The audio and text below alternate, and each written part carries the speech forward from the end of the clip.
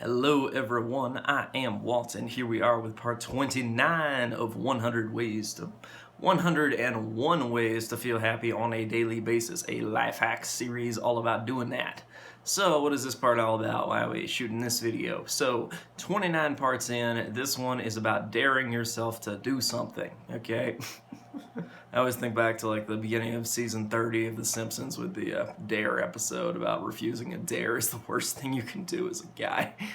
That was a good episode. There's some other funny stuff in there because, you know, shows like that are always great. But still, getting to the point here, daring yourself to do stuff. Here's a lot of people have this problem where they don't go after their dreams, okay? They think of a great idea, here's a great novel, here's a great, book I want to write, here's a great short story, I want to do this, or, outside the, scope of writing, they think I want to start this business, I want to do this thing, I want to have this much money, I want to do blah, blah, blah, and then they talk themselves out of it, okay? They just go and they say, I can't do this, this won't work, and they just throw it down as soon as they have ideas. So then they're telling their subconscious mind, I don't want your good ideas. The subconscious mind's like, well, fine then. I'm not going to give you any good ideas. And so the subconscious mind just stops giving you great ideas as often. And so that's kind of the cycle. Versus instead, when you act on him, he's like, oh, you're acting on my thing. That's amazing. And then he gives you more great ideas. So you see, it's really a positive feedback loop, either way you look at it. Technical definition of positive feedback loop, meaning, it adds to itself kind of component, which is not common in biology, but it's common in other fields. Anyway, this is a case where when you stimulate the subconscious mind, when you go after what it is you desire, what it is you want, what it is you believe in, then you can really achieve more of it because your subconscious mind's like, oh, you're doing my thing, and it gets more and more on board with it.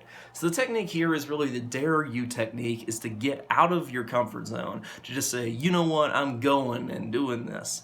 And here's the problem with this, okay? Some people are very good at staying within their limitations, okay? They want to be safe, and they just want to do their thing, and they always want to follow somebody else's directions, and they're stuff like that, okay? As much as, they might be a dominant person at heart, they kind of are just, submitting themselves to everything, and they're not trying anything. Versus some other people are very good at pushing their limits, okay?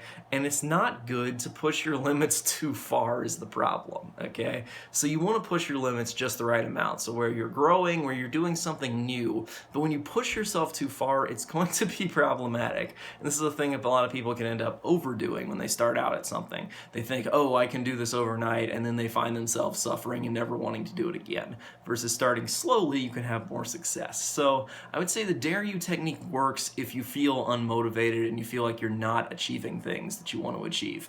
But if you feel like you're achieving a decent amount and you're doing more than most people and you are pushing yourself, don't really use this technique as much because you can't, you can't just push yourself all the way, otherwise you're not going to have a life and you're going to be pretty miserable. So it's about moderation here. You want to push yourself so you're still growing, but don't try to grow super fast into whatever overnight. That rarely tends to work. Anywho, that's about it for this video. I will see you guys next time with part 30. So stay tuned. I'll see you then.